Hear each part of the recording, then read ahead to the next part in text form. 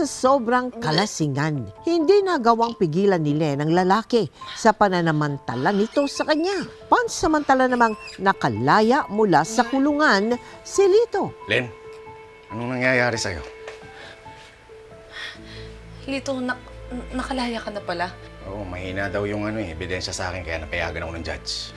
Mabuti naman. Anong nangyayari sa'yo? Buntis ka? Ha? Umamin ka, buntis ka? Lito nasasaktan ako. Teka na. Sumagot ka, sino ama niyan? Teka lang, bakit ka ba nagtataka eh? Lito, asawa kita, di ba? Asawa kita. Bobo ka. Nasa kulungan ako, paano kita mabubuntis? Ha? Ah! Daya! Lito! Lito, please. Gumawa ka. Hindi mapapatay kita. Layas!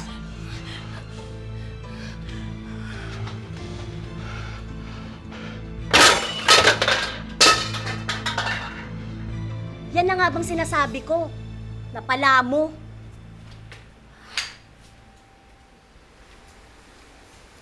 Ito naman, hindi ko naman alam sa'yo kung masaya ka ba sa nangyari sa akin eh. Ginusto mong lahat yan.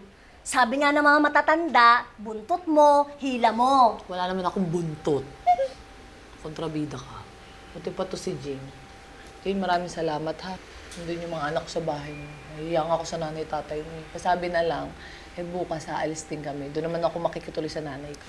Napakawalang hiya naman talaga tong Lito na to. Pati anak yung dalawa, pinalayas niya. Hindi ko rin naman siya masisisi kasi, Sino ba kasing nakabuntis sa'yo? ano kasi, Gaga. Anong-ano kasi? Hindi ka mabubuntis kung di ka nagpaano. Inano ka, kaya ka nabuntis. Sino ba kasing umano sa'yo? ito naman, ano ng ano.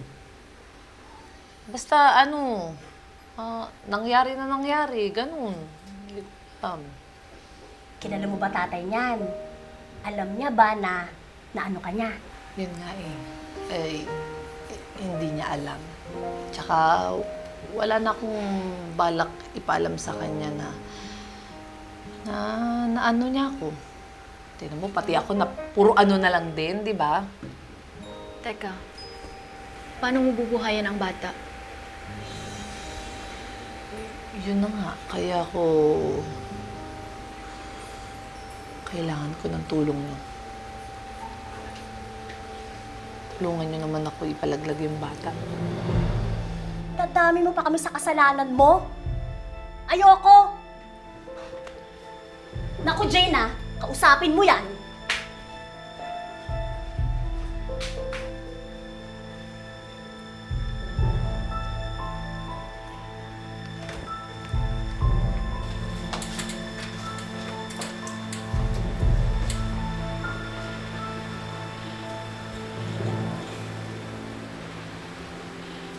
Tanga-tanga ko kasi. Hindi ko na rin talaga alam ba't ako ganito.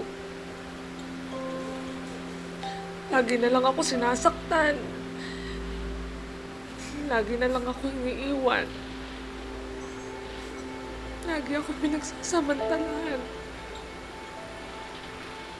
Gusto ko nang mamatay. Gusto ko nang mamatay. Lord, ano bang kasalanan ko sa inyo? Ba't laging ganito yung nangyayari sa buhay ko?